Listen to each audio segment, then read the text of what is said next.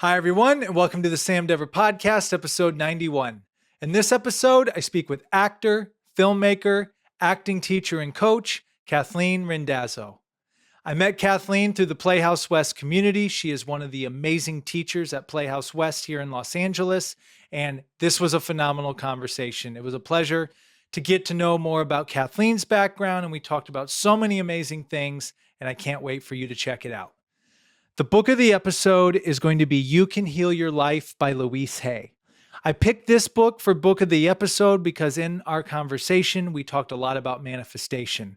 And Louise Hay talks a lot about visualization, manifestation, and bringing things you want in life to reality. So again, book of the episode, Louise Hay, You Can Heal Your Life.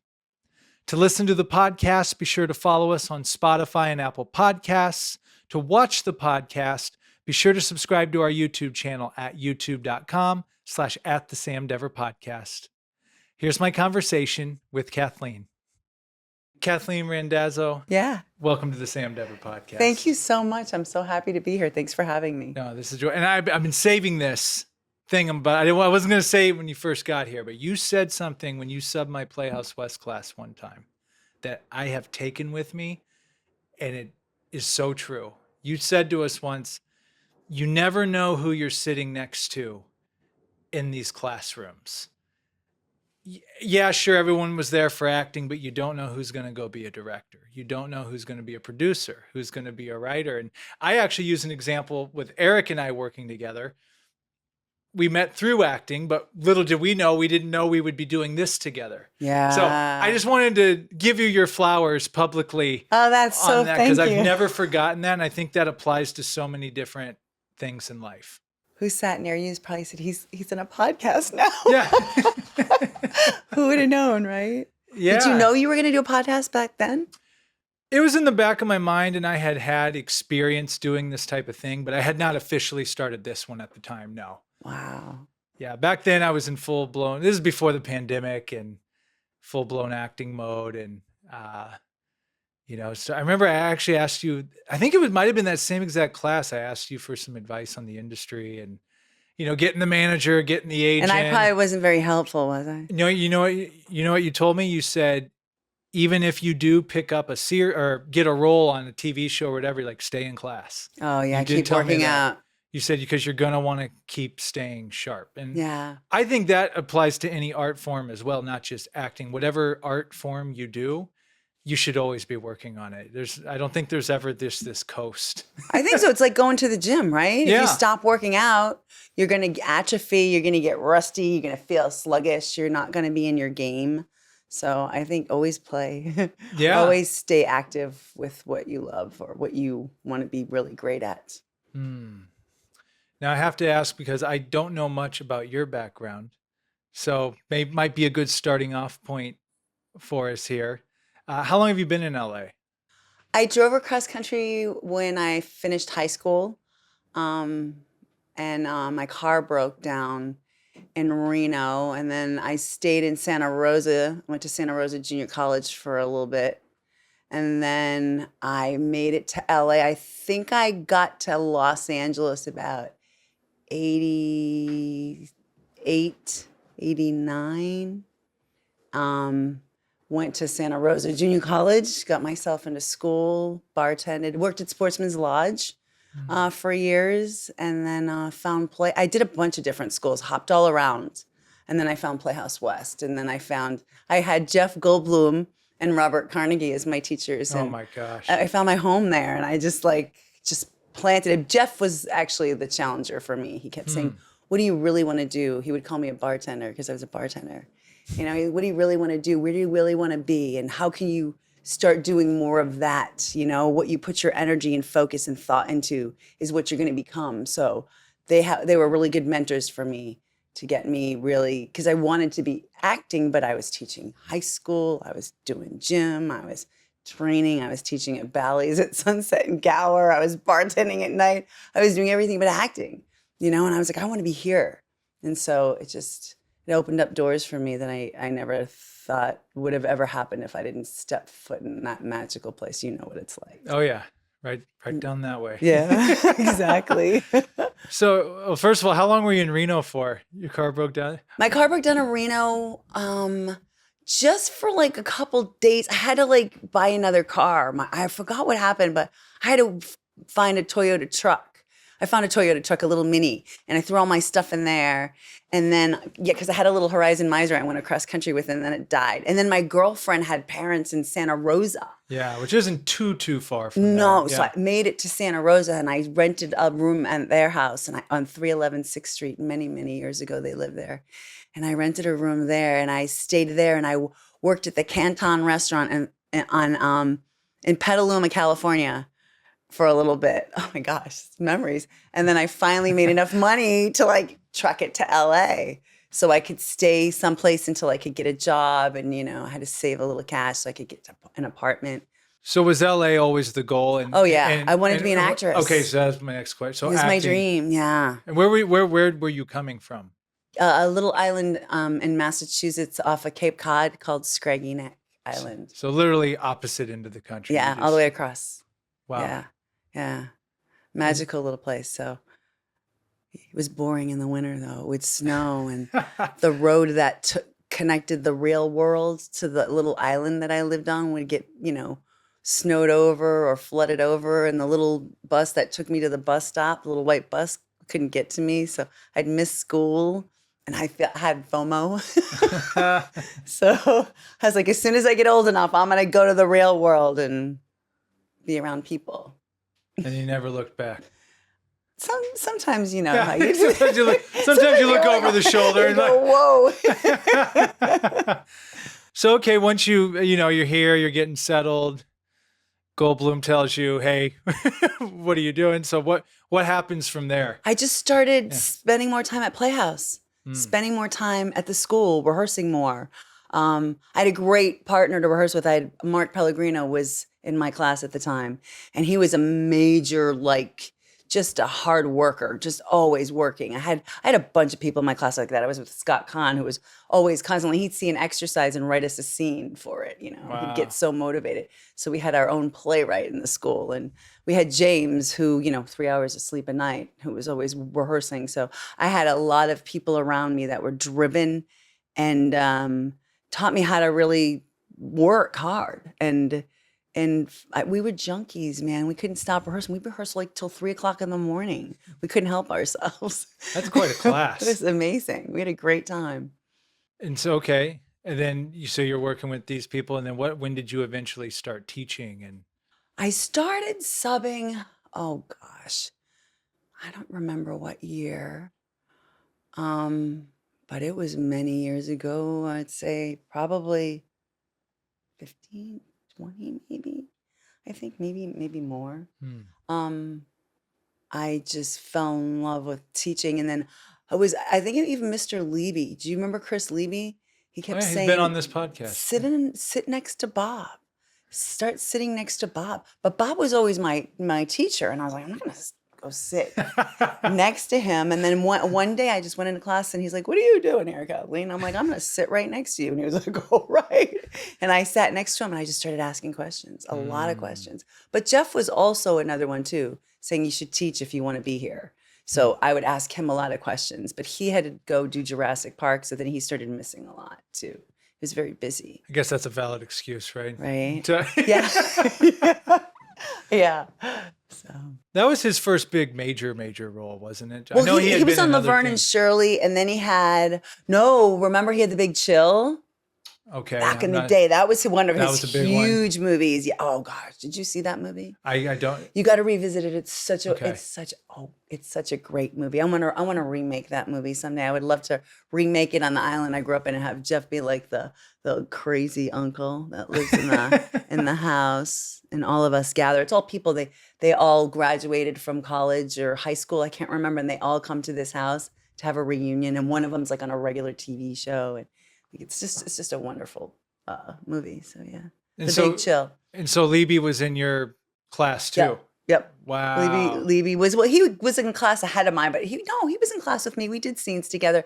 So I don't know if he was in class with me the whole time or for some of it.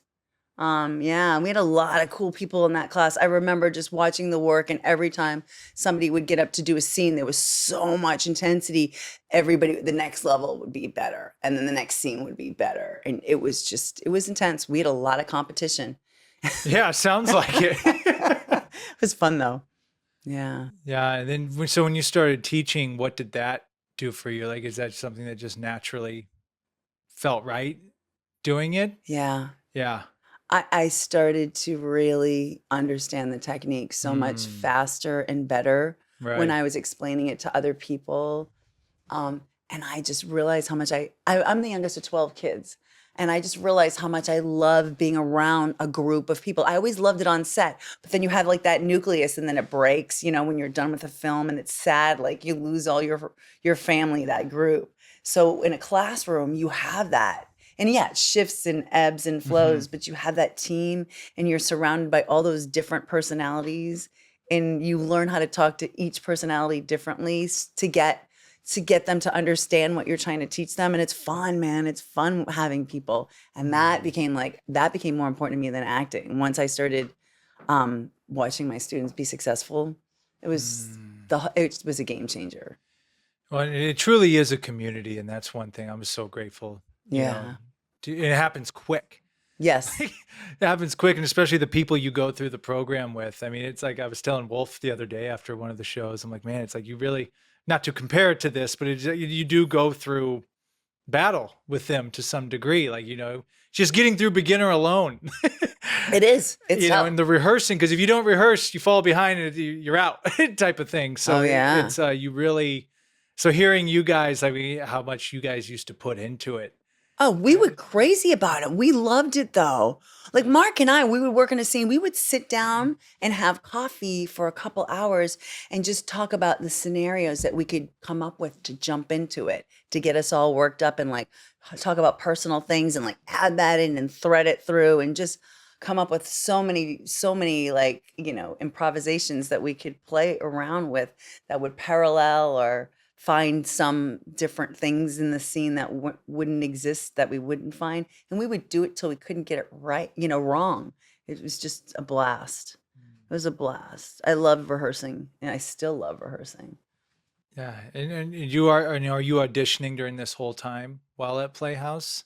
I never really auditioned a lot. I had like maybe one agent for a little while.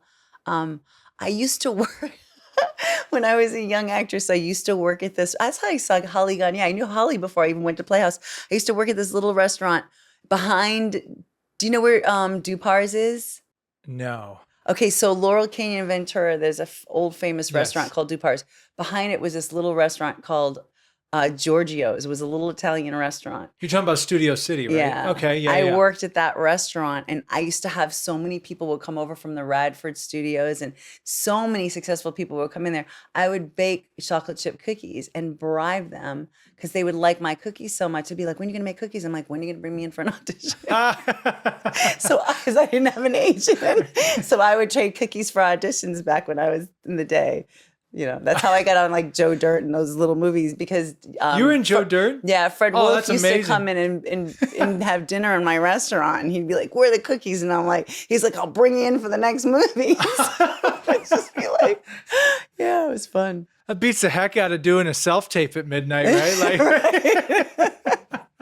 Yeah. They didn't have, I don't think we had self-tapes back it was then. all come in the room, right? You had to go in the rooms and stuff and meet everybody, which was really, I thought, nice to be able to do that. I sort of feel kind of bad for the kids that they can't go in. Because, when you walk in a room, people get your energy. Right. Like, they can get your vibe.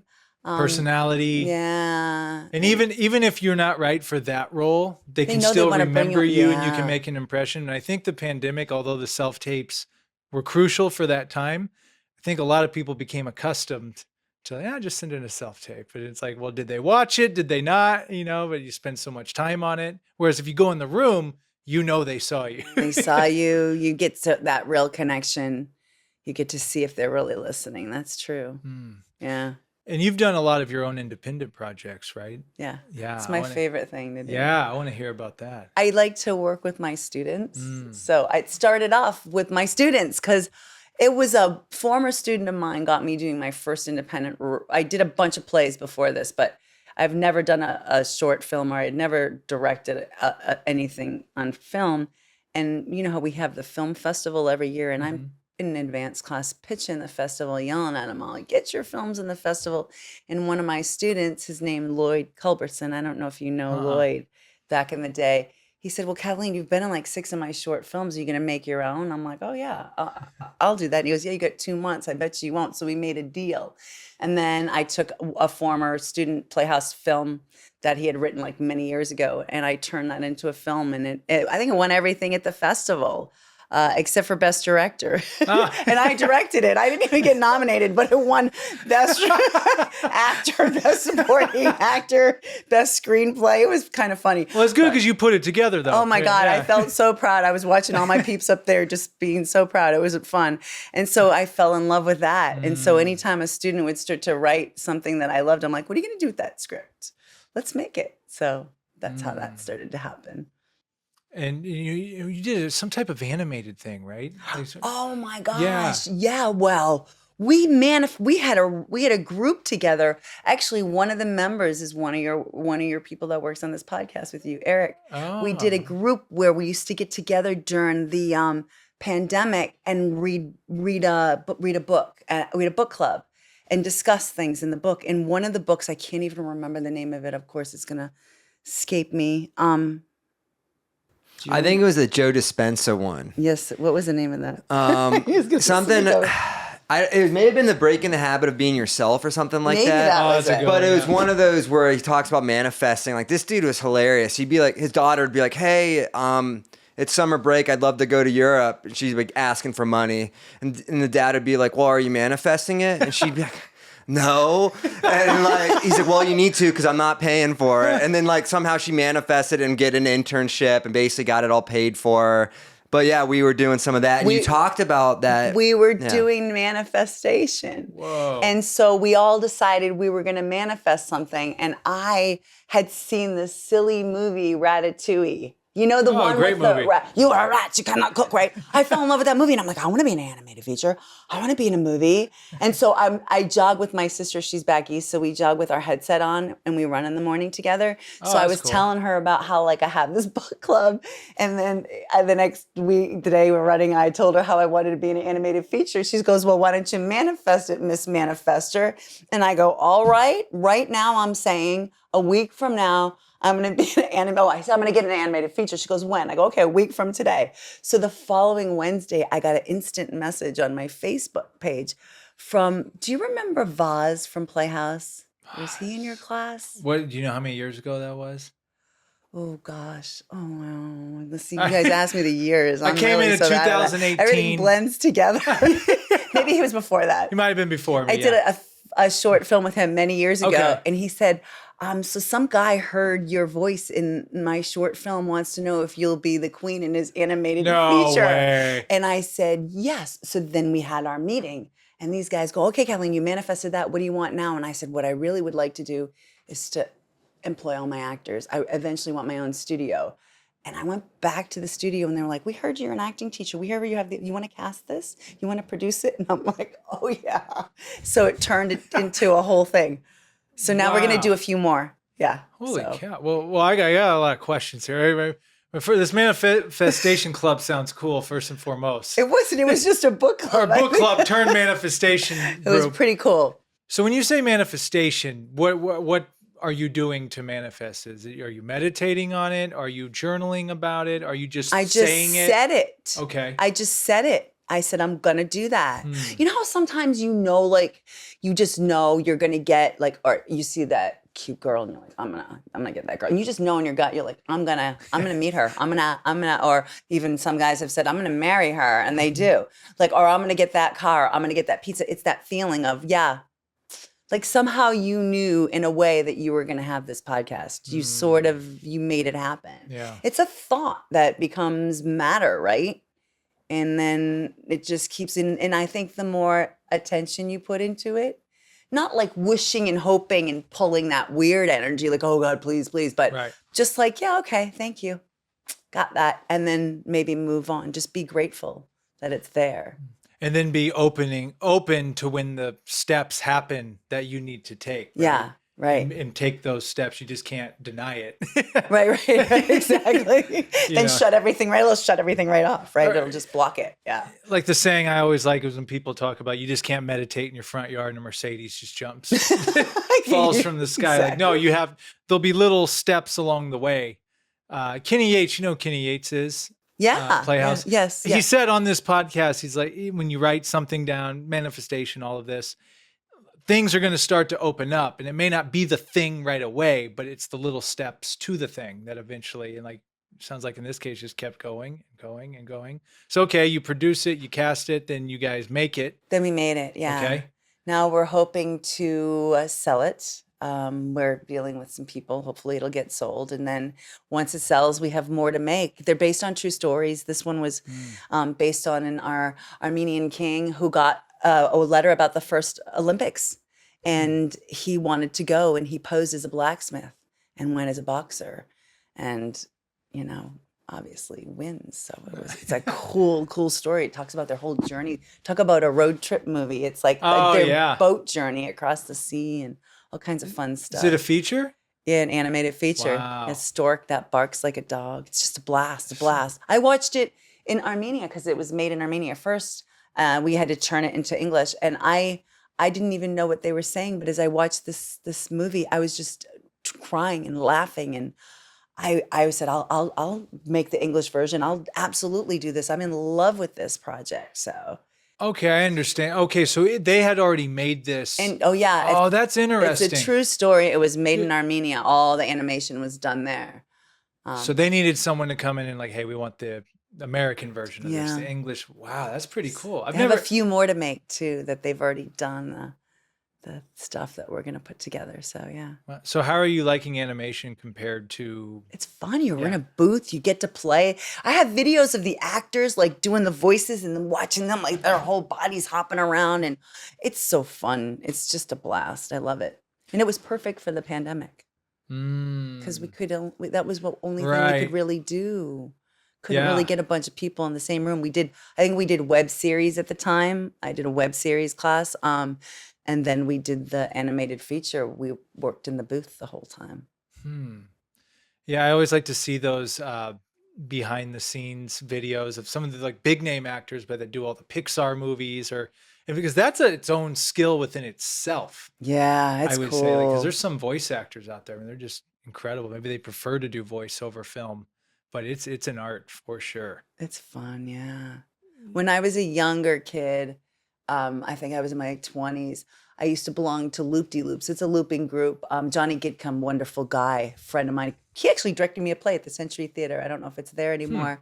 But he owns this company, Loop De Loops. And back in the day, I used to go in and we used to dub all the movies. We did Pushing 10. We did all those old movies. And it was so fun because that's how I learned the craft of really being able to really match the voices and just that technique is fun. Because you have to do it as an actor anyway. The sound doesn't always work, right? Yeah, no, and it's the same. Yeah, like you said, the same principle. I mean, you don't have to worry about being on camera, right? Per se, but the same principles apply of like really having that conversation, really having real reactions. Because that's going to come out. And like, I think it was Robin Williams. I mean, how many of those did he do? But just watching him, just like it looked like he was just having so much fun. Oh yeah! Did you watch Mork and Mindy? Oh yeah! Oh my gosh! Nick at Night. I used to watch. Can you imagine being an actor and just going, "I'm going to choose to sit on my head"? Yeah. Like the choices that he made, just like the guts that he had, and like how he had the freedom to just go on a tangent. I just thought he was just. Oh, one of my all-time I've loved everything favorites. I've ever seen him in ever. Me too. And then like when you see him in because we knew him for being funny, the Mrs. Doubtfire and all that, but then you see him in Good Will Hunting. I know. Or Patch Adams. Oh, Patch Adams, my favorite movie. Yeah, that one's a tearjerker, at the end, but just. I know. It really, I all don't know. that work, I know. Like somebody does all that good. It's a great movie. But really just to see, we were talking before we even started recording just about Dune. Oh, wow, that's made. Whether you see like a great actor or just see amazing cinematography, just there's those movies, moments in movies that I think that what drew us all to it in the first place, right? Yeah, exactly. Where you're just like, wow. And even in animation, they have that in animation, or even in, I love the story of James Cameron in Avatar, where I think it took him a decade at least to get the first one out. Oh, right. Yeah. Because he couldn't do it the way I'm told. It might be totally butchering this, but he knew he wanted to do it a certain way, but the technology wasn't there yet. So he had to wait. So having that patience to make it work. We're just going to make it work. It's going to come out when it comes in. Of course it comes out and it's like revolutionary. It's true, right? This is beautiful. So when you were little, what was your favorite movie that made you like want to be an actor, or what was your thing that made you want to come out? Were you out here? So that's a great question. So actually, I was real influenced by hip hop music and music back where I was in the Midwest, and I used to watch MTV Cribs. Oh yeah. Like, where they're like, hey, welcome to my crib or whatever. And I'm like, oh, the palm trees, the sunshine. I want to go to LA. That's where I want to be.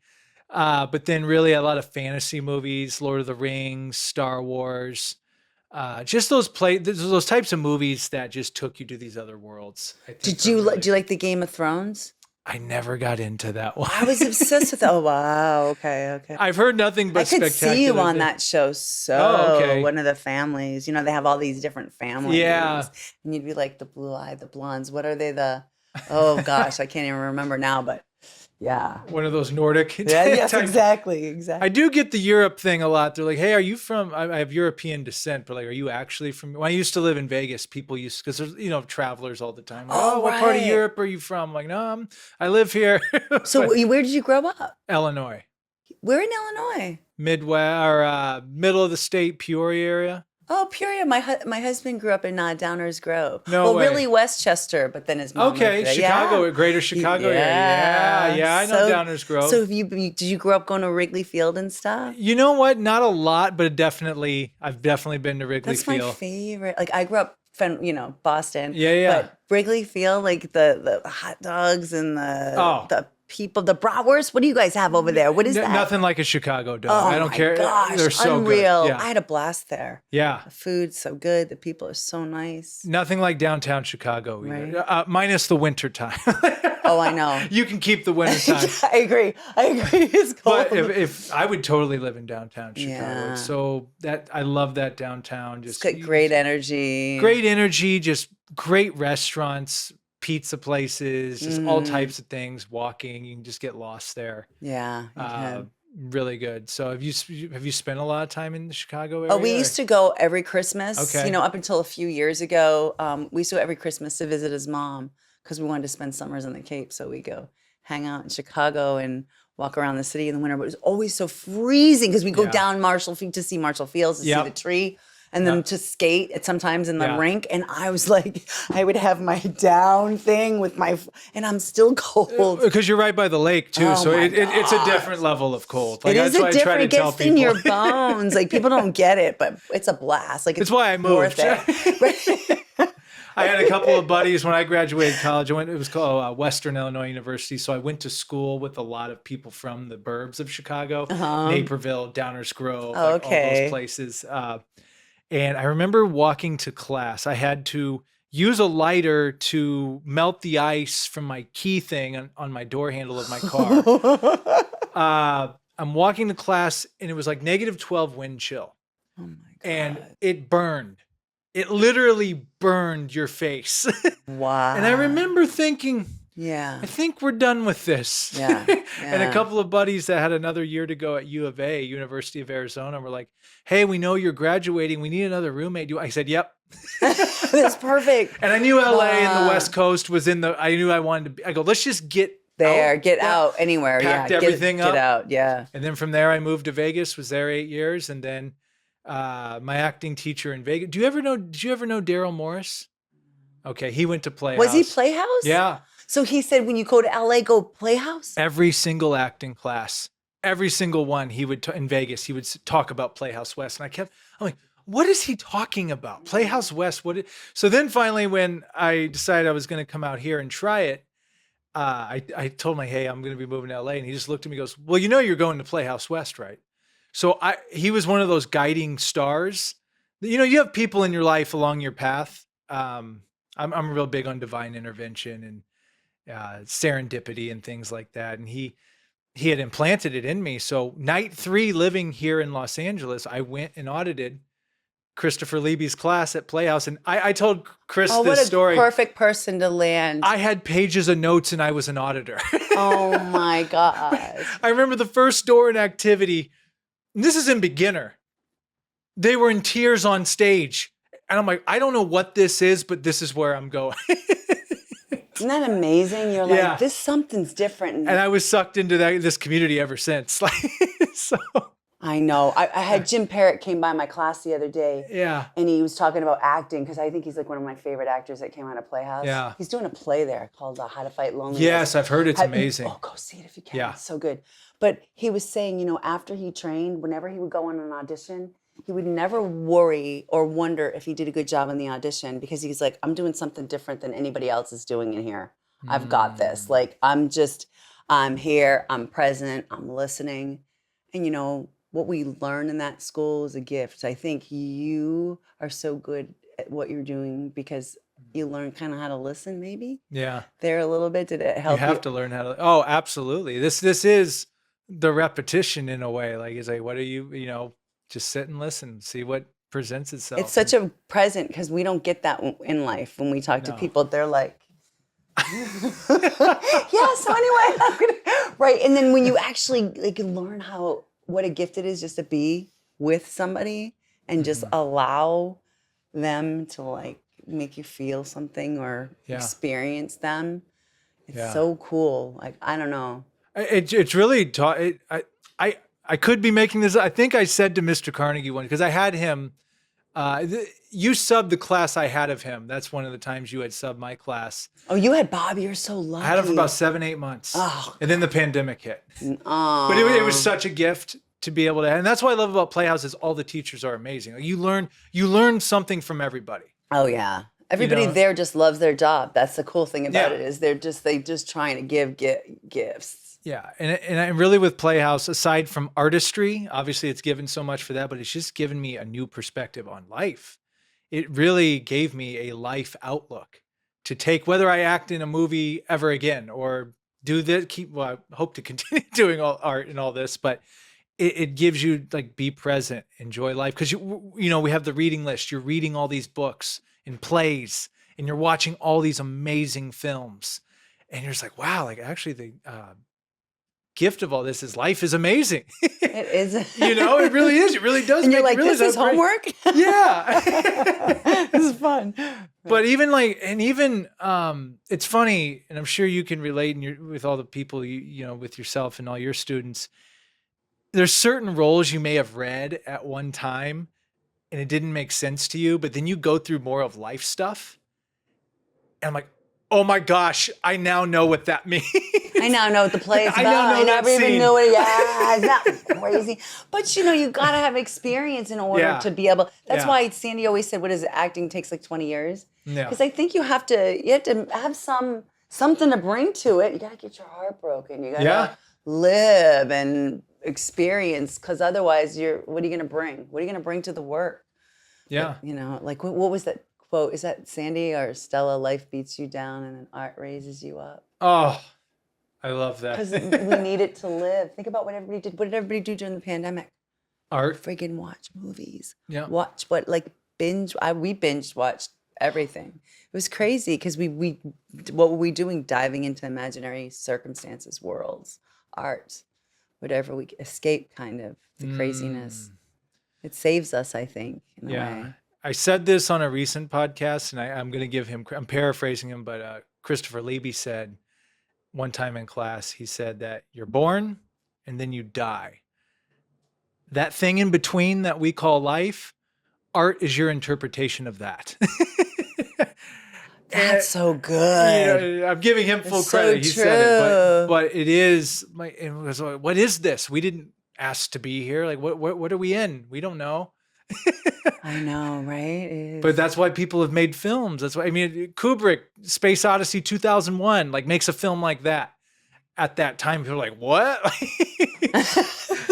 So true. Everyone's just trying to figure it out. And that's what I do love about, and that's why art is more important. I'm seeing just more and more on this, how important it is, for us to express ourselves, and for people, oh, my idea is not that good, or this, that. No, do something with it. Tell us about it.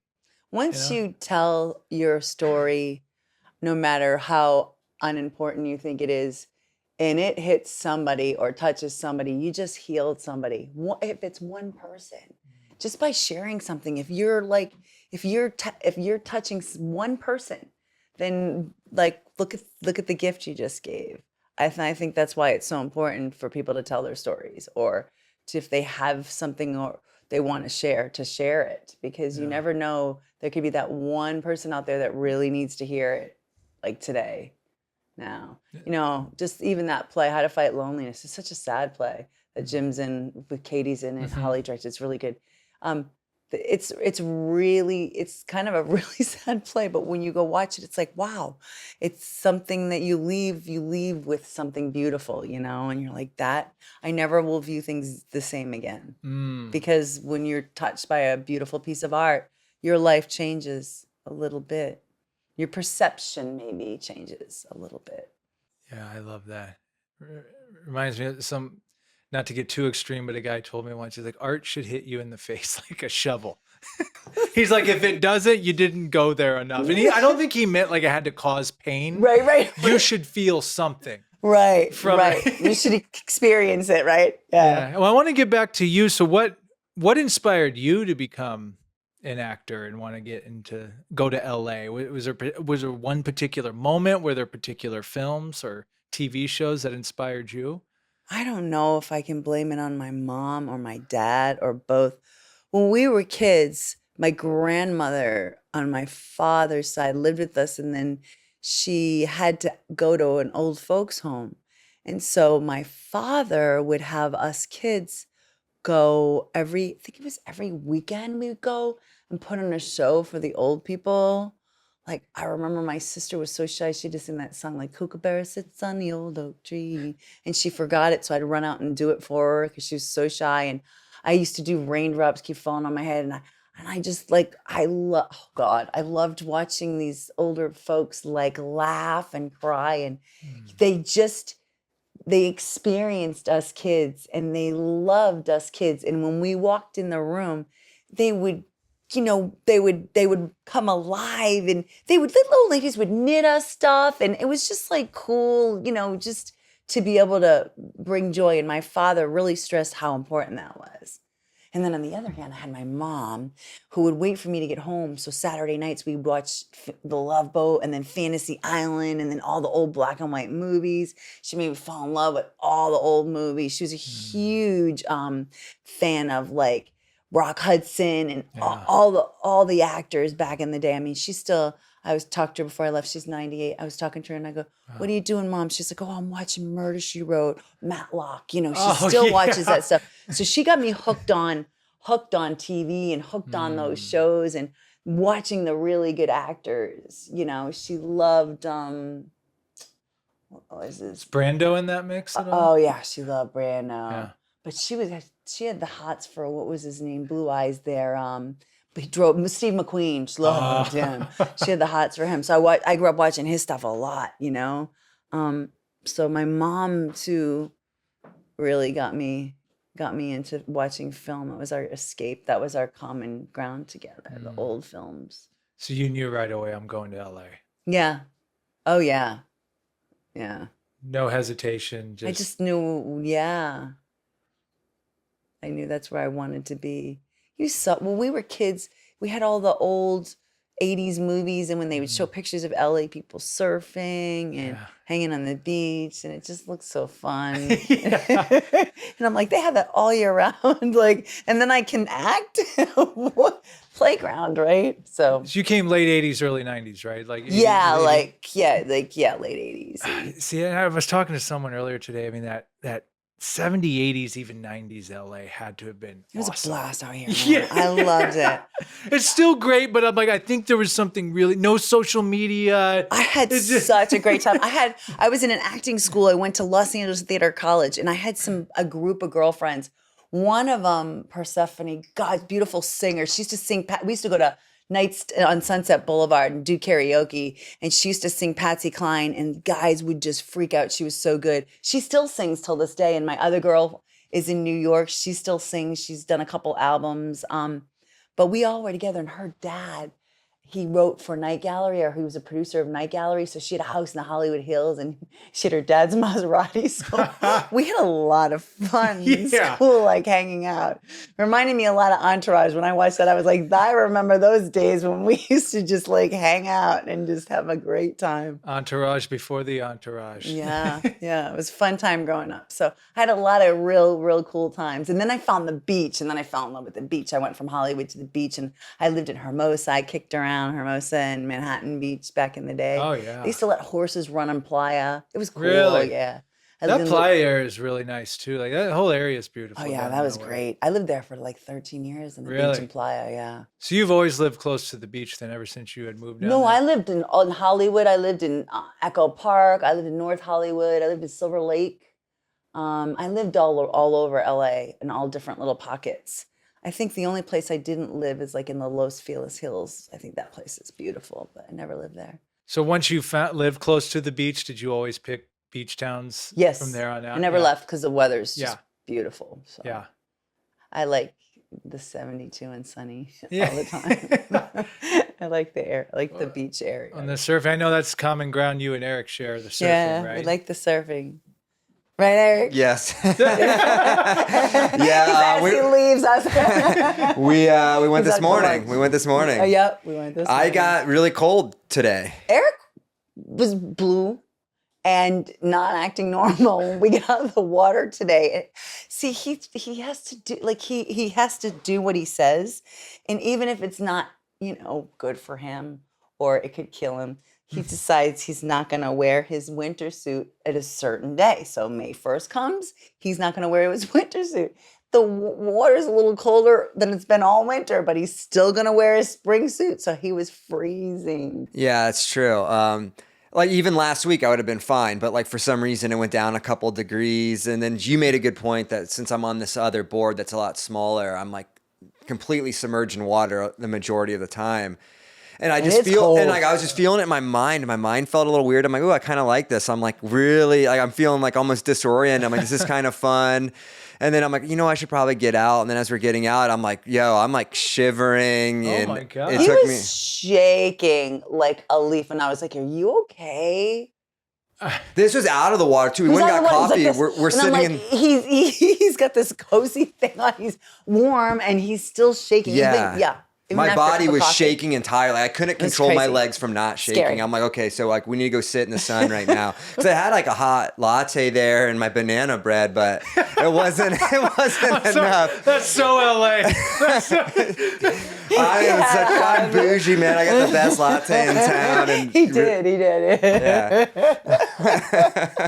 It's the banana bread that was the kicker. It's great. It's fantastic. It's $6 a slice, but it's fantastic. Oh yeah. Was this at a unique coffee shop or? Yeah, Intelligentsia, which I like to call name? Interstellar is what I call it. But yeah. And you're referring to wetsuits, right? So there's certain levels of wet. You had a certain wetsuit, thickness. but you didn't have you should have had your winter wetsuit on. Yeah. I'm sure there was other people that were out there. They probably either have more body fat than me or something. But like I was wearing a relatively thin one, and it got me. I didn't think it was going to be an issue, but it was. Really weird. Yeah, he was like weird. And the water out here is cold. Like I've never been, but Hawaii, does it have warmer water in Hawaii? Or there's certain oceans I think Hawaii can be cold because it's the Pacific. Okay. But I think in the summer it's warm. But I went to Hawaii. I was in Waikiki and I don't remember wearing a wetsuit when I was surfing. Or is it the Gulf that's always warm? The Gulf is nice. Okay. And warm. Maybe that's what I'm thinking of. Yeah. But the Pacific's generally cold, I think, right? Yeah, because even in the summer, I wear a summer wetsuit. I never really surf without a wetsuit out here. But when I went to visit Florida, it was warm. I didn't need a wetsuit. Yeah. It's warm surfing. It's surf like in just your bathing suit and board shorts. So What do you like about surfing? everything. I feel like, you know what? You get in that water, it's cold, you get worked over, then nothing else can touch you the rest of the day. Once you get worked over by the ocean, it's like, all right, now what can hurt me? It's like literally almost drowned. I don't know how to explain it. And it's fun. You hang out, you can it's zen. You're at peace, it's beautiful. You see the dolphin, you know, you're looking at Malibu, you're looking at the hills. It's beautiful. You get to laugh. We laugh. Yeah, we're always out there joking. We're loud and obnoxious, and we get all our energy out.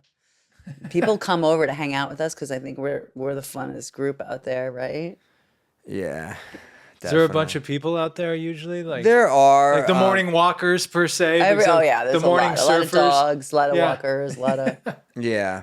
But Sam, to answer your question about the water being cold, I don't know if this was fascinating to me when I looked on a map, like latitudinally speaking, like LA you'd assume is south, like kind of like I always thought it'd be like on par with maybe like Florida or Georgia. We're on the same latitude as Tennessee. So it's not that far south when you think about it. So it's interesting. So so that probably plays a little bit into it too. So even Eastern Florida, I think Georgia probably has warmer water just because they're closer to the equator. But I do think the Pacific is generally colder. Yeah. At least up here, maybe that has to do with currents. We don't have the Gulf of Mexico coming through. Yeah. And we have those cold Alaskan currents coming through. Exactly. There was one summer where the coldest water I felt was in August, like August 1st. I took my buddy out for the first time. I'm like, you'll be fine in a little summer suit.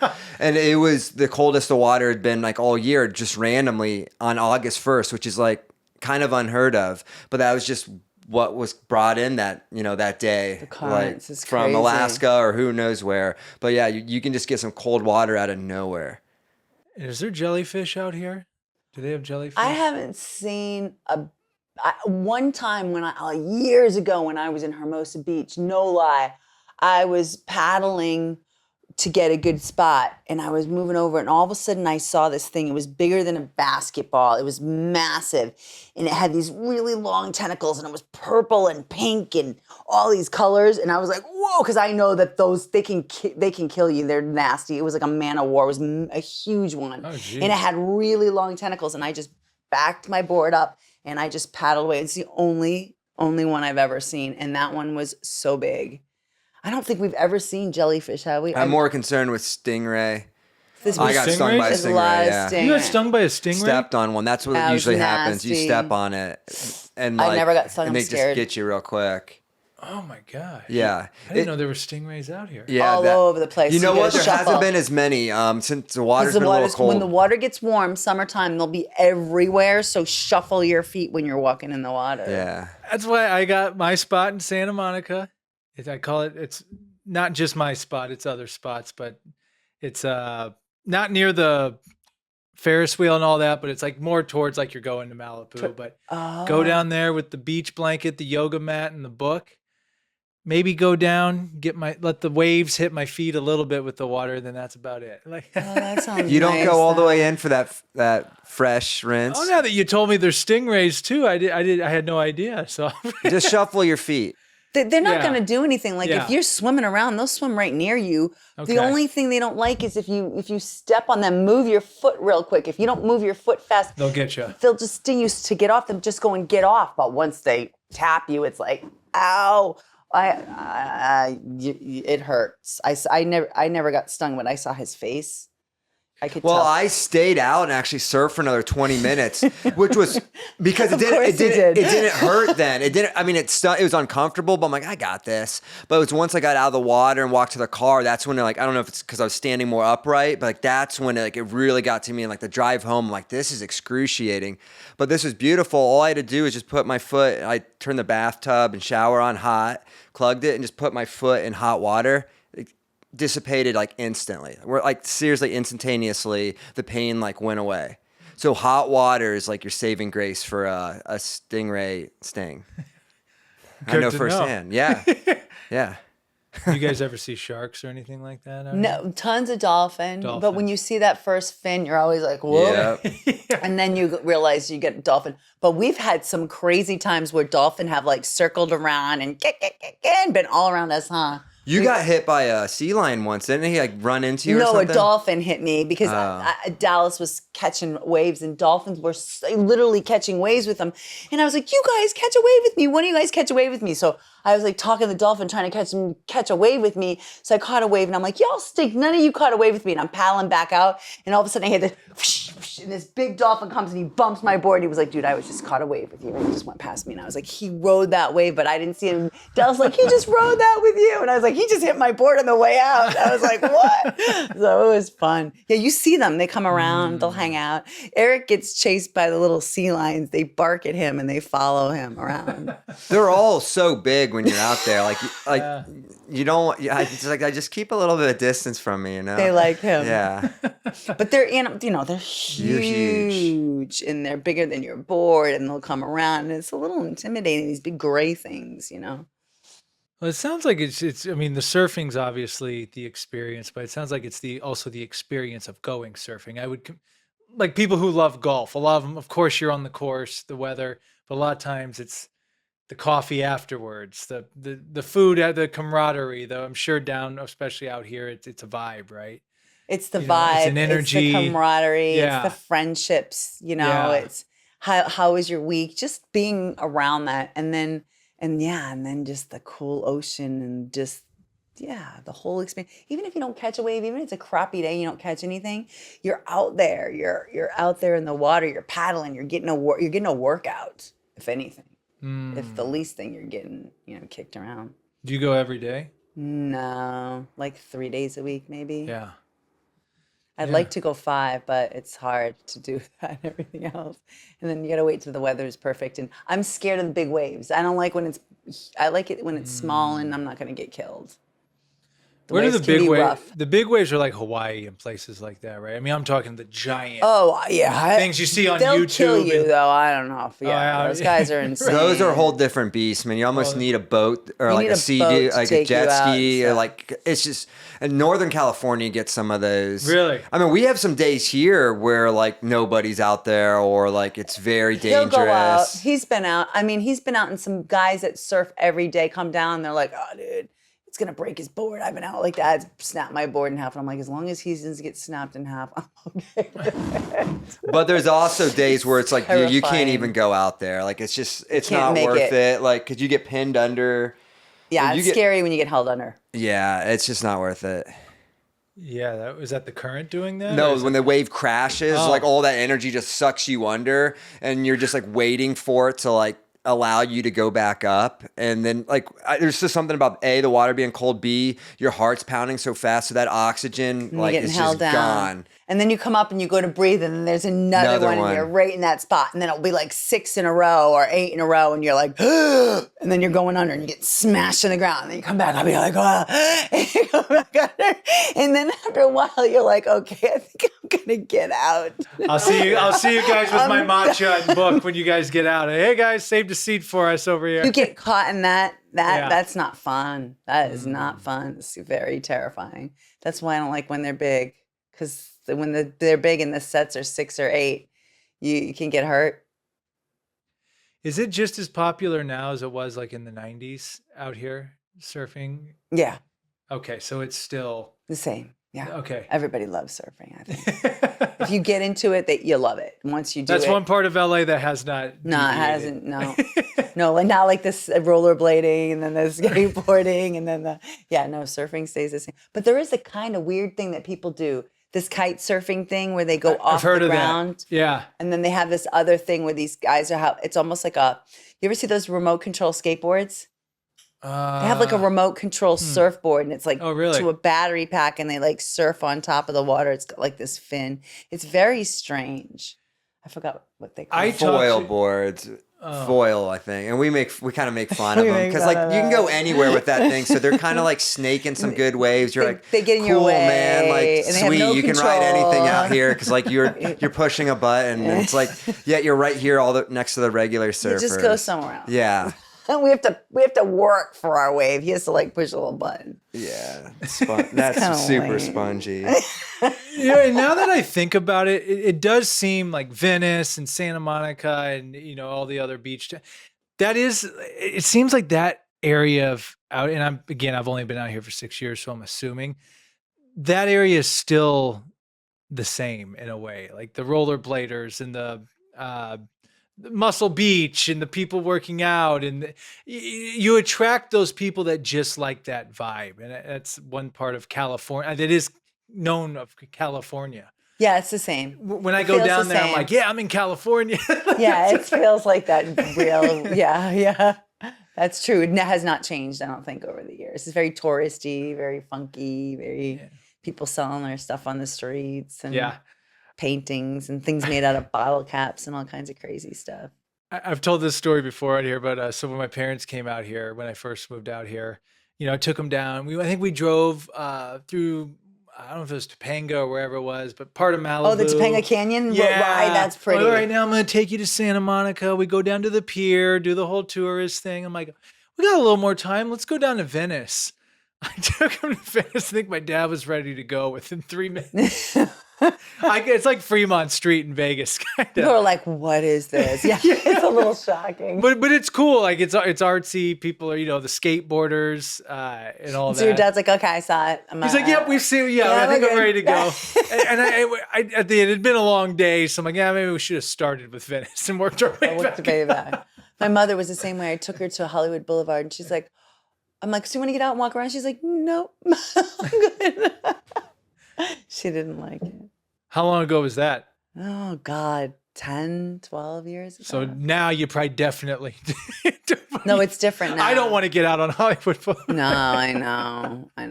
Maybe it was even longer than that. But yeah, it's different now. I remember like when you see the Chinese theater on TV, I thought it was this just huge thing. When I thought Hollywood, I'm like, oh, Hollywood's like the Vegas Strip. Yeah. It's going to be gigantic when I go down there. And I remember going, all right, Hollywood. And I go down there. I'm like, no, it's like one block. It's a block. There's a lot of stuff. It's just more spread out. And but it's not like Vegas. yeah. But I remember going by the Chinese theater, and I actually have never been. I know I'm sure it's beautiful inside and everything. Cool, yeah. But it is like you just drive. I'm like, oh wait, that was it. When you drive past it as fast. Right. It's deep. So when you go in and they redid it too, it's that's really what I heard. It goes deep. So on the outside, it's short. Yeah. Right. It goes like click. Yeah. Like I thought it was going to be like this huge, gigantic structure that went for blocks. But that's what someone said. Like, no, once you get inside, it's a lot bigger. And yeah, it's neat. Yeah. That's the magic of TV, right? That's true. Yeah. You can make anything look huge. Look what they do with people with the angles and stuff. Yeah. Like a lot of the actors are so small and make them look giant. Someone told me this in film one time, and it was one of the best advice I ever get when I started doing videography and things. He said, angles over effects.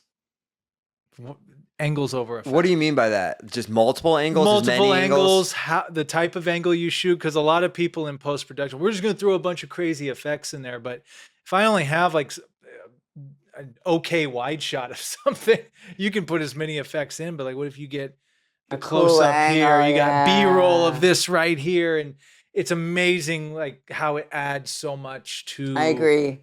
A project. Even in a film, you can take a simple scene and just one simple cutaway can change the whole feel and fill something in, or help tell part of the story. Help tell the story. Absolutely. Yes. Exactly. Yes. And that's why I'm big on us doing a 3-camera setup here. I mean, shoot. 4 technically now. Well, 4, yeah. Shoot, we're gonna get another one. 5, 6, 7. Fuck it. Because you just have so many different things. Let's just add We're gonna have a drone flying across. That would be so funny. The drone angle. Yeah, eventually. The drone goes and it hits you in the head when you're not paying attention. Yeah.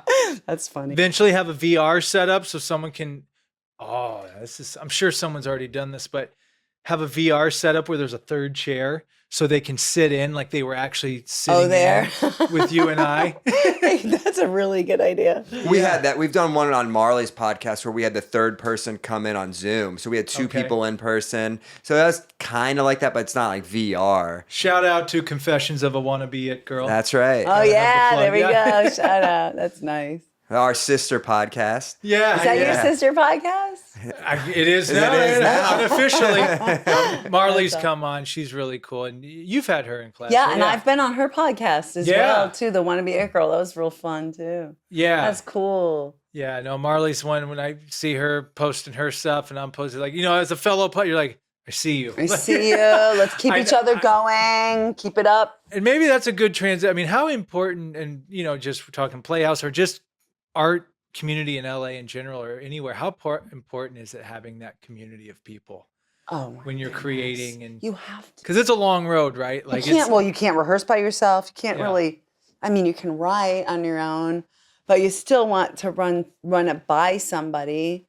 I think you need that community. I think wherever you go, you need to find your team like whatever you do. I mean, even surfing, you have your community of people that do that, or whatever your habit is. Some people love to do bike riding and they have that community where they get to do that. Golfing, you were saying that too. Art, I think we need that. We need that community, and people need us as artists. People need that light. They need that nourishment. I believe art is food. I think that we can't survive without it. I think people need it. So wherever you go, you find your art community. I think that's so important to create. That's what we are, aren't we? Like, if we really think about it, we're just these beings that create. Every day we create. We create our life, right? We're not victims in this world with no say or without, we create every day what's going on, right? So I think that it's important to have a common ground. I always tell people, like, if you see somebody amazing, friend them. If you think somebody's super talented, like you want to do what they're doing, be around them, because the chances are they're gonna rub off on you somehow, right? So be among them. That silly saying. My sister gave me a card. It's like that crazy saying, if you wanna go for the moon, go for the moon. At least you'll land around the stars somewhere. So if you just keep being around people that are greater than you, you'll just keep elevating yourself, I feel. And your team, make them awesome and make them better than you, and find them wherever. No, I love that. And that's one thing that has made me realize, because, a common theme on this podcast, we talk about a lot of artists like, oh, what am I still doing here? Because LA is hard, right? Like it's not an easy place. I mean, similar probably to New York City or any big city, especially when you just want to do art and things like that. But I realized, well, this is a place where everyone gets it. You don't have to explain it to people. When you tell people, like, I got this idea for this film, and I'm doing everything and throwing everything into it. Like here, it's like, all right. How can I help you? Yes. Heck yeah. Like, do you need this? Do you need that? Do you need sound? Do you need whatever? Whereas in other places, like, oh, you're crazy. Why would you do that? Yeah, why would you want to do that? Yeah. How much? This is my favorite question. How much money is it going to take you? How much money do you make off of that? Yeah, how much money you putting into that, right? Yeah. You get paid back for that? Yeah. And I'm like, okay, everything else you do, it's like you do pro bono if you're a lawyer. You do like all the hours. Think about it. I always think people give actors such a hard time because they're always like, what you getting paid for that? But if you think about it, look at boxers, all the hours and hours and hours and hours and hours and hours and hours, and they're in the ring for 15 seconds for $15 million. They don't get paid all that other time. You're paying trainers, nutritionists, everything. All that, everything you do. If you're a doctor, look at the hours, look at the school, look at the money and time. Only acting, people think, oh, you memorize lines, you say lines. They don't get that it really is an art. You have to study, you have to. Anything you do perfect, making the perfect sushi, creating the perfect Italian shoe, whatever it is, if it's gonna be good, it's gonna take effort and time, and it's not gonna happen overnight. That's a great point. I've never heard someone put it that way. You're exactly right. Everything else is an investment in time and effort and energy. And that's one part about when I came out here, I realized, oh, wow, this is a business. You just don't come out here and start auditioning for stuff. It's like, first of all, you have to train. You have to learn, right? You have to get to that point to start auditioning. And then, you're constantly doing headshots. You're investing in that. You're looking for representation. You got to figure out what's my type. What type of roles am I going to be best suited for? There's so much that goes. So much there is. And the most important thing that most actors and most people forget about is like, you don't just say, I'm going to be a doctor and read a book. Like you have to practice. You don't want to say, I'm going to be a, great basketball player and like, go sit there and watch one and say, oh, I can do that. I don't know. I always crack up when people think acting is so easy. Acting is just saying lines, but we know it's the total opposite of that. So I don't know. It just makes me laugh because I think people just don't realize the work and the time and the effort because the greats make it look so effortless too. Well, and this might be a question I'm curious to hear from you because you've been around a lot of great talent. I mean, I've been Mr. Carnegie and Jeff Goldblum were your teachers. Not a lot, but just your class of people you were with.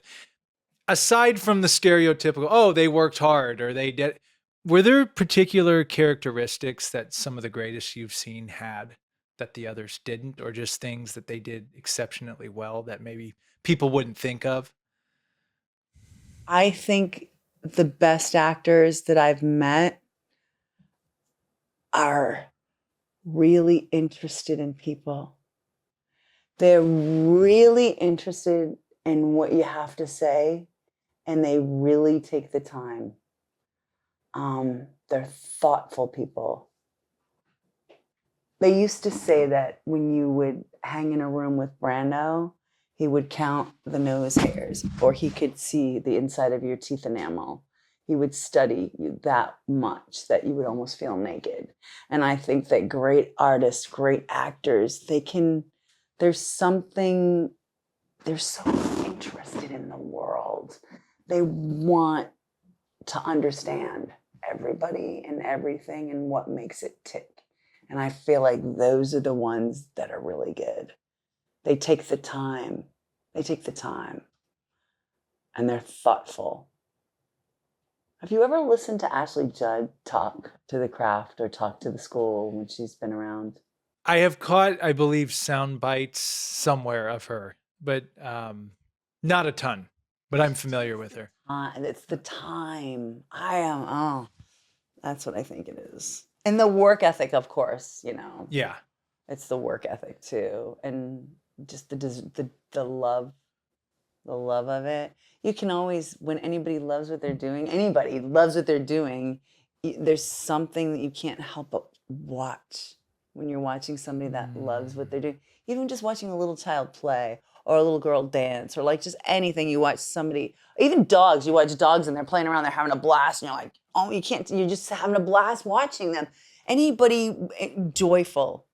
Even they took this survey, I forget who did it. They took this survey and they asked these elderly people who were in a home, when are they the happiest? When were they the happiest in their life? And it was the craziest thing. It was always, they were talking about when they would do simple things with somebody, when they were doing something that they liked, whether it was playing cards with their friends or when they were in a knitting club or spending time with their grandchildren. It was always like something where they were doing something joyful. I don't even know. I just went on a tangent. But, No, we love tangents on this podcast. We just went. Because I'm just like, that is a clip. That is a clip. That's the editing brain. And maybe there you go. That's great. I can see the steam coming out somewhere. That's so great. And it seems in this age of TikTokification, for lack of a better term, our attention spans are getting shorter and shorter. That ability for people to concentrate and everyone wants instant gratification. Mm-hmm. They want the result now. Yes. So, and even being in Playhouse classes and talking to other people in the industry, this is a long-term game. Sure, the once in a while someone knows someone happens and they get connected to something, but that may work for one role, but if you can't act, you can't. Oh, you're not. Can't, Yeah, it's you going to keep show. the stamina. Oh, and that goes for anything. And that's why I would rather play the slow, steady game and continue to perfect the craft and whatever it is I'm doing than being a one-hit wonder. Because sometimes that can be a bigger downfall. Oh yeah, can you imagine on the top and then you have nothing? Yeah. So when you're saying like that attention to detail, that's really interesting, especially with Brando. I mean, it's just phenomenal. I mean, he's considered the GOAT. Yeah, by that's many. Right. That's right. You know, he studied with Stella, right? Yes. Stella Adler. Yes. Yes. Yeah, and just hearing. And he studied with Sandy too. Did he? Yes, I believe so. I believe in New York. I believe they all had all of them. Yeah, Stella. Yeah, in New York, and it was the neighborhood Playhouse, wasn't it back then? Yes, that book. It's on. I have it somewhere. It's the Fervent Years. Yeah. And it talks all about when they were all together. Yeah, because they had like I hope I don't butcher this too much, but they had Sandy, and then they had Strasberg, right, and then they had Stella. And Strasberg, there were all of them, these great people in a room trying to figure out how to get actors out of their head, right? Yeah. So you had Strasberg going, well, let's have them concentrate on something. You get actors to look at something, for example, this plant, concentrate on that. And then Sandy's like, you can't just have them concentrate on that. It's not hard. They're not going to concentrate on that. They're going to focus on something else. They're not going to do that. Actors not going to do that. Make them do something hard. Make them do something hard. Then they'll have to concentrate on it. And he had Stella going, oh, well, they're not going to do anything hard unless they care about it. So you had all these great people get together and like we get our technique. During activity, baby. Yeah. We had Bob who was in Stella's class when he was 15. She let him sneak in and sit there. So he's like listening to, because that's why she's such a heart of our school, and the meaning that comes from Stella really. If you don't have heart, she used to scold people in her class. She would always say, don't defy the purpose of the chair unless you're playing a character. Dress for class. Don't you dress like a slob? Like she was very strict. If you didn't sit straight up in her class, if you weren't, proper, and that's where we get a lot of the rules at Playhouse was from Stella, how she kept her class clean. Oh yeah. So many influences from back in the day. Because when Carnegie was a little kid, he was back then, and Jeff started over there too. He studied with Stella as well. He started in the New York, neighborhood Playhouse in New York. That's where they met, and then they came out here. Oh. And they were out here doing something. Bob was doing some movie and Jeff was doing something. And they decided to rent a church basement so they could just get together and rehearse with all the people that worked the same way from out there. And I guess a couple of the girls talked Bob and Jeff into like turning it into a school. So more people would start working that way. And then eventually it grew and it grew and it grew. And it is what it is today. That's so cool. Because it was just a place to gather and rehearse. That's why it's so inexpensive too, because it's really based on a place for people to come and work out. You know what? I love that, and that makes so much sense too. Of how that culture and community has stood the test of time with it, because why the rehearsing. Not only is it important for the acting, but it started with rehearsing. So It makes sense why yeah, that's true. It came from such a pure place. I guess that's what I'm trying to say. Well, if there's something you make that's great, it's going to last. It's going to last time. I think this technique is going to last time. I think there's what is that ballet company? There's one ballet company in the world that all of the others base themselves on. I forgot, it's from London. Mm-hmm. And it's that technique that's been around for hundreds and hundreds and hundreds of years. They're never going to change it because it works, right? So if something works, it's going to stick. Have you ever learned other acting techniques, or is it? I studied everywhere when I came out. Okay, so once you found Meisner, though, you're like, oh. Once I walked in a Playhouse, I did the same thing you did. I sat in the back. I was auditing one of Mr. Carnegie's classes. I sat near this girl named Peg too. She was in my class. I can't remember her last name. She was in my class for a while, but I remember auditing the class and just going, "This is real. What is happening in this room is real."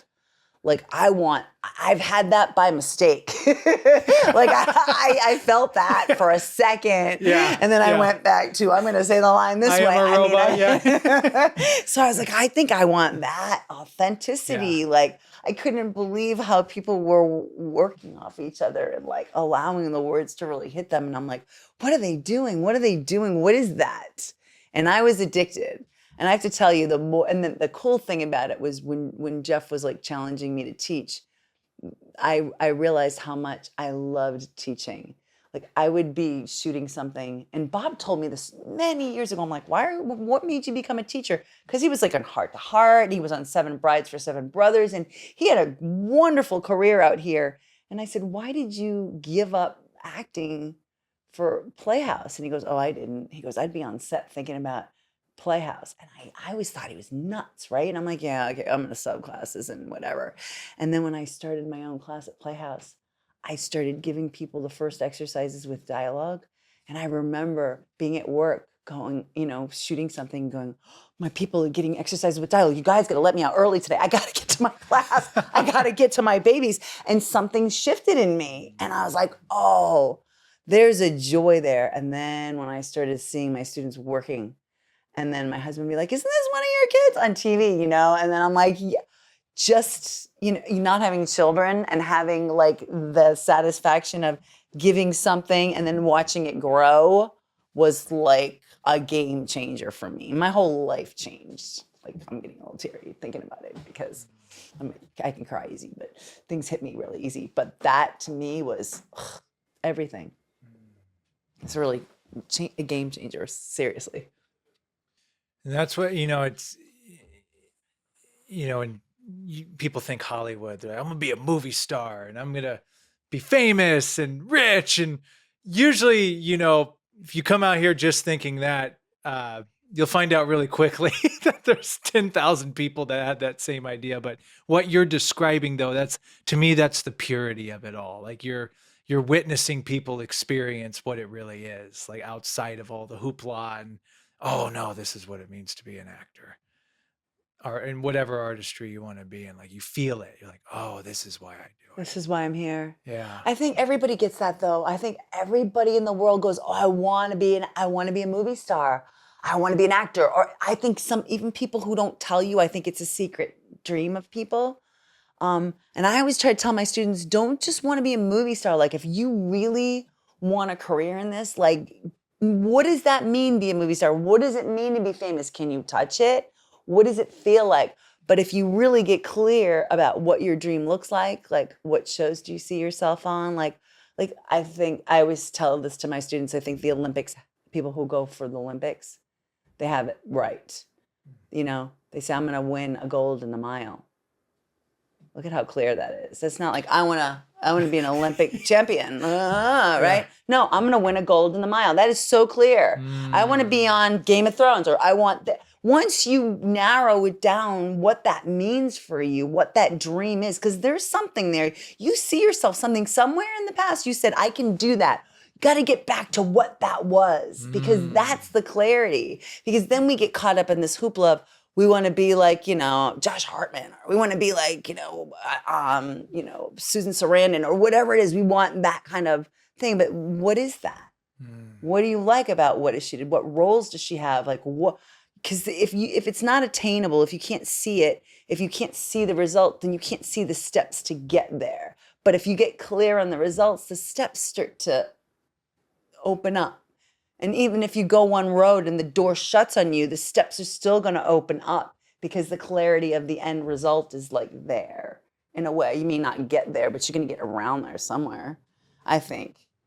Boy, I needed to hear that message right now because you're so, and that goes with the manifestation too, right? Yeah, I guess, right. You got to be clear and know what you want. Because if you're just vague with it, I want to be. Oh, I did. I came driving across country going, I'm being an actress. I've been writing my yearbook. I'm going to move to LA and become an actor. They got you here, though. They got you here. Right? Yeah. But but once you're there, you're like, okay, I'm here. But now what do I do, right? Yeah. So maybe give people a little bit more insight, instead of going blind. Maybe they can have a little more help on the way. Be a little more clear, right? I love that clarity. And it's easy to get lost too. Like when you get in your everyday routines, and I don't know, like I feel like life, and especially now with digital distraction, you get sucked in it. Yeah. And sometimes you lose that clarity along the way. Mm-hmm. And then you just get in this hamster wheel. I'm like, whoa. It's like taking those moments of pause. I'm like, what am I doing here? Where are we going? We're working, we're doing stuff, but what are we going Where are we going? Right. Yeah. And then the other thing, you brought it up earlier, is the social media we have now, where people have a tendency fall into that trap of like comparing themselves to what everybody else is doing in the world. Instead of like getting up and doing something, they're just like, why aren't I doing that? I should be doing that. Oh, look, they're taking a trip. And just going, oh my gosh, my life is not worth anything unless I start posting it. But why not just get out and live it, right? Like instead, so maybe that's another thing. Maybe take one day where you don't pick up your social media and you just get up and go outside and do something first. And then maybe go back and post it later. And then you don't have to worry about what everybody else is doing because you already did something. I don't know. I feel like that can be such a trap, that social media. I feel bad for the kids growing up with this. We used to get outside and play. Now kids have iPads like it too. Yeah, but I don't know if you can even send your kid outside to play. I mean, I would just hop on my bike and take off until it got dark. Yeah, that's what we did too. You can't do that anymore. Yeah. Anyway, it just got dark. Your parents would maybe give you a couple bucks or something. Something for lunch, maybe. Come back for dinner. And then you're asking them, hey, can so-and-so spend the night? Or can I go spend the night at so-and-so's? Can I hang over there? Can I eat at such and such's dinners? Yep. I don't know if does that still happen now? I have no idea. Like, I think they in smaller towns? text meet places, right? They do group text Probably. meet places. I remember was that chain. I don't know if they still do it anymore. Those flash dances. I remember those. Text. Those were so funny. Yeah. Did you ever do one? No. Did you ever see one live? Never saw one live. I've seen videos of them though. Yeah. Yeah. I never saw one live. I always wanted to see one live. I always wanted to do one. It's never too late to live your dream, Kathleen. Exactly. Right? We're going to manifest this right now. As long as you do it with me, Sam, I'm down. I tell you what, if you really want to do one, and we pick something where we're not going to have the authorities come and stop us. Stop. Although it might make for some good PR. I'm going to have a Sam Dever podcast T-shirt on. There you go.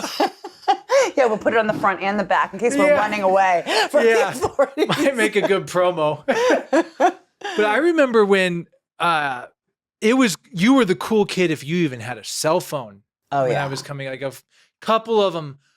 Very few, and I got mine, I think, junior year high. I need a cell phone. And you didn't even use it for anything. I didn't even have texting. All I did was call. And it was so cool when you got a phone call. And I had a cell phone clip. Oh, yeah.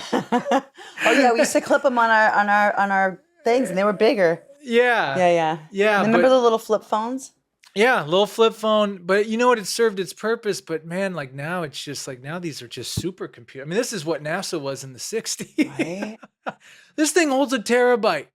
Terabyte. It's crazy. I'm like, it's nuts. Imagine. And we're just glued to it. And I like what you said, to just take that day and just forget it. And I need to be better at that because like, if I'm not doing something, everyone else is getting ahead or I'm falling behind. That's what it feels like, especially when you have a business and you're running a social media and look at what you do for a living. You have to be on top to keep things posted, but you also have to live. Like you can't spend your whole life working and grinding and it being about the work. I think that if you don't have the yin and the yang, my life didn't get happy until I found some sort of balance. I think when you work all the time, the work becomes not joyful anymore. You know how like you have so much fun acting and then you're like, I have to get a job. And then all of a sudden acting doesn't become fun anymore. It becomes proving you're good or getting the job or it becomes result oriented.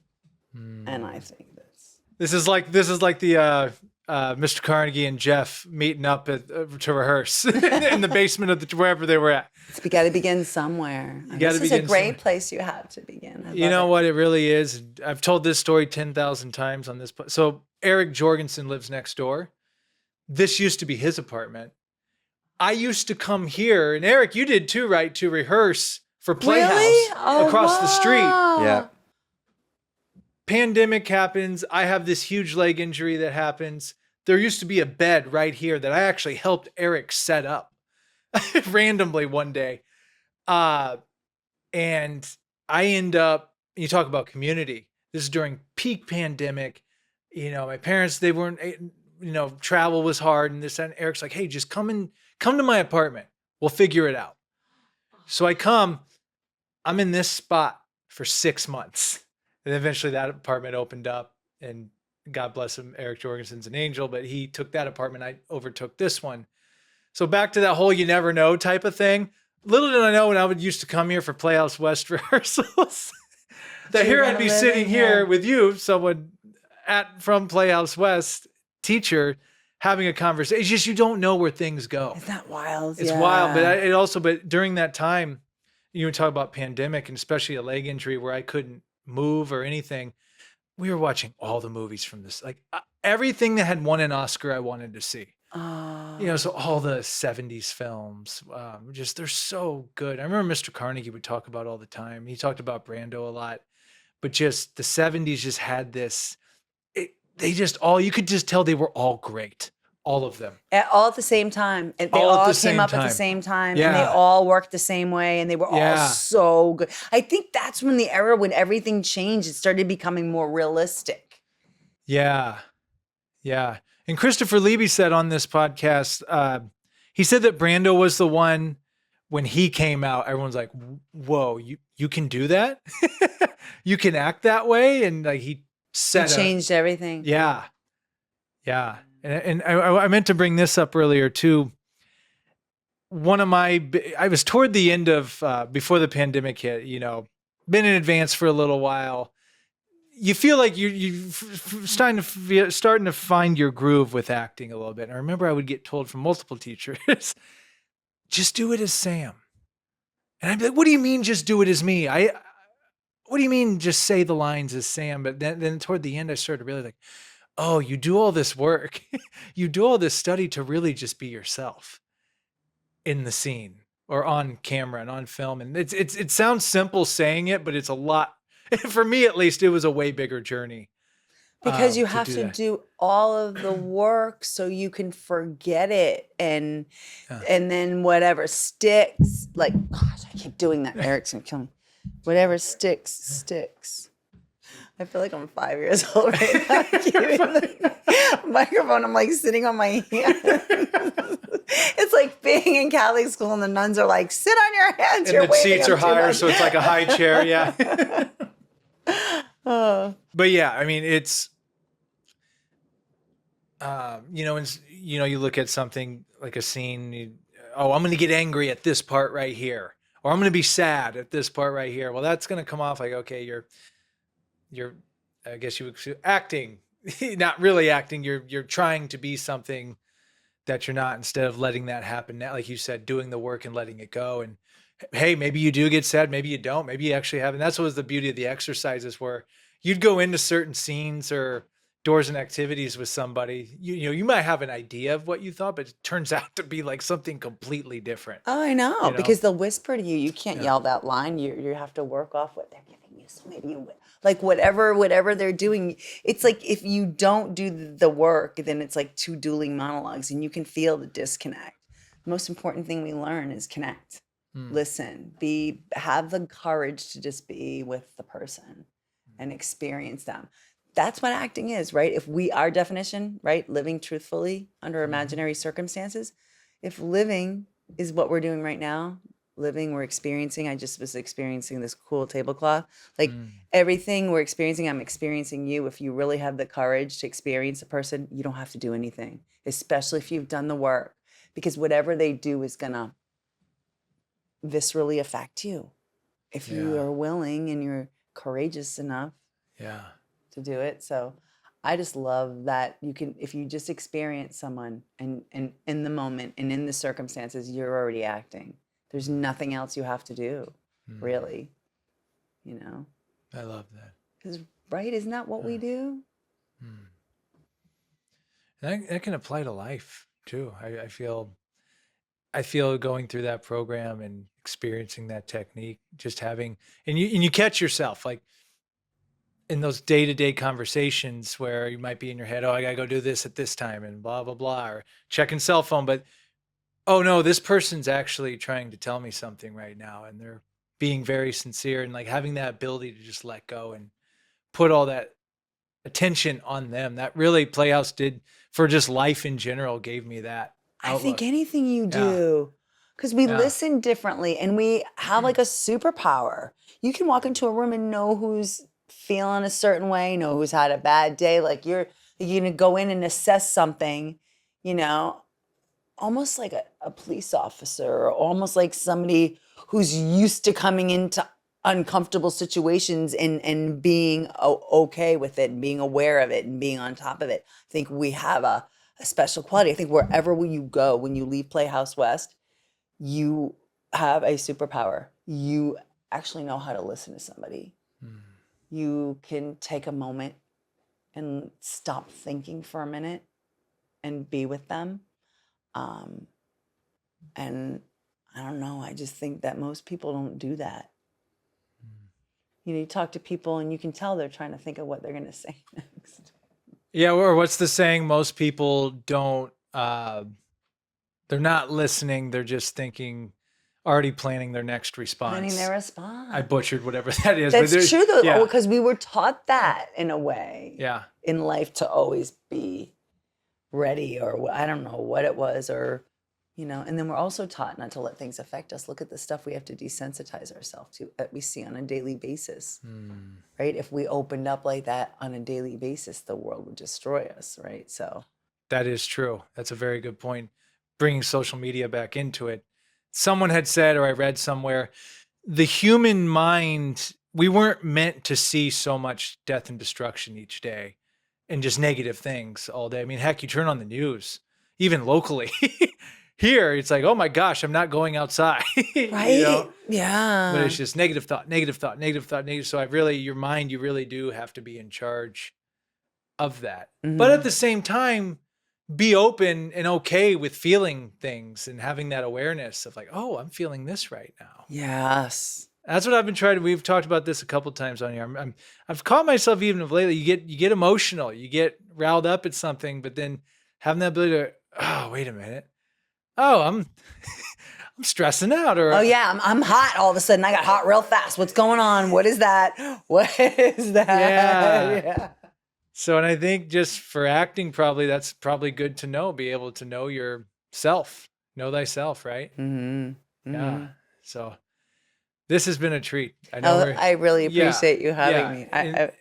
Before we get to the end here, is there anything else you wanted to talk about, or anything in the future that you're working on? I know you said the animated stuff you're going to be doing more of. Got a couple projects, you know, that might be happening, and some meetings, hopefully, that will be moving things forward. So always got something going on, you know. But yeah, I think that's it. Just what, you know. I don't really have anything that I can say for sure is happening. I just have a few things. Yeah. I might be doing a feature this year, but I'm not. Okay. I can't say for sure it's a go. It was a go, and now it's like everything's taking a minute. Yeah, some conversations are being had. Things are moving. Negotiations. You know how that is.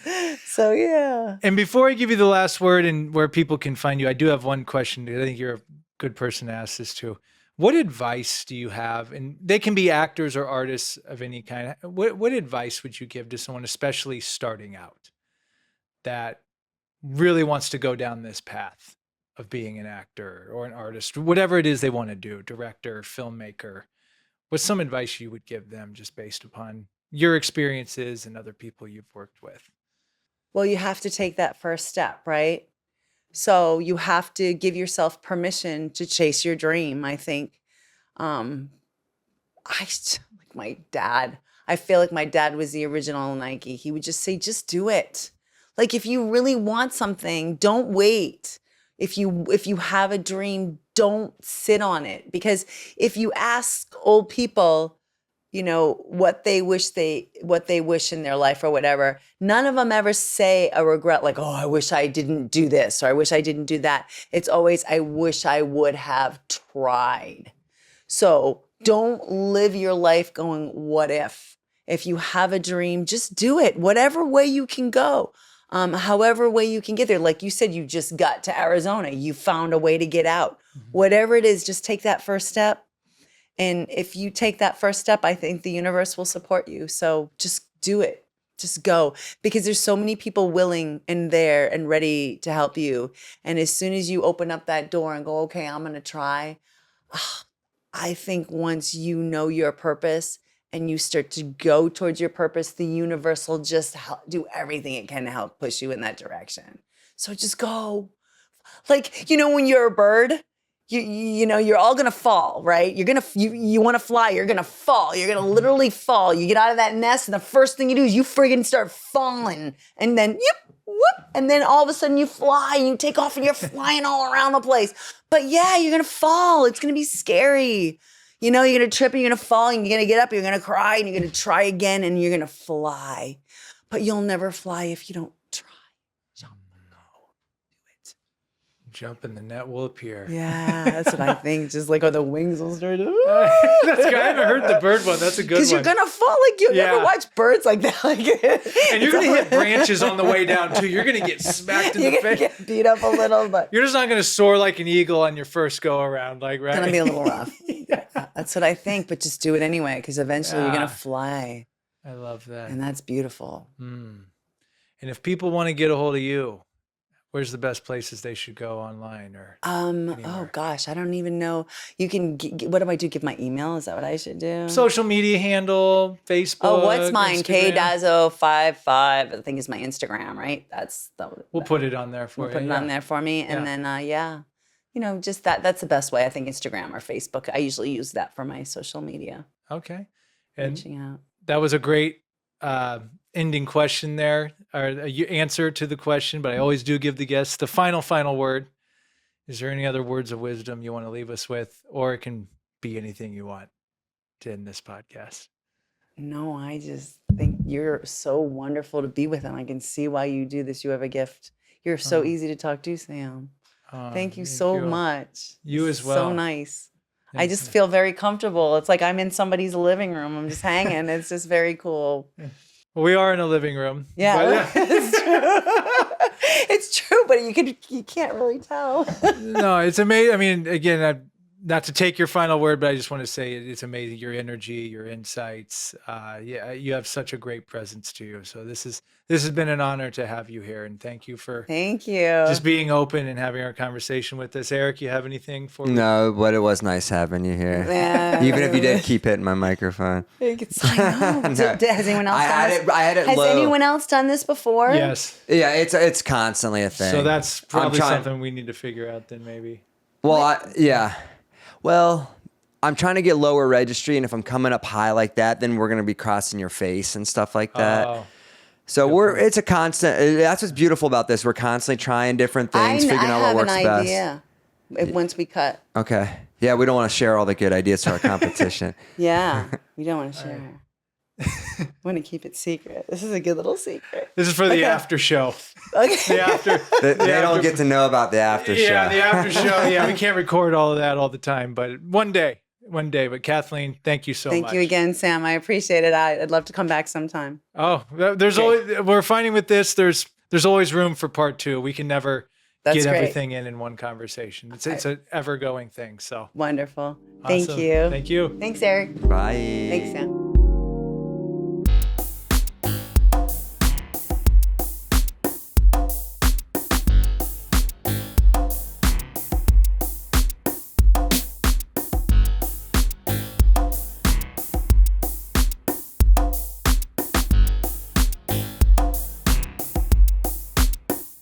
Hi, everyone. Sam Dever, the Sam Dever Podcast here, and I just want to thank you for checking out this episode.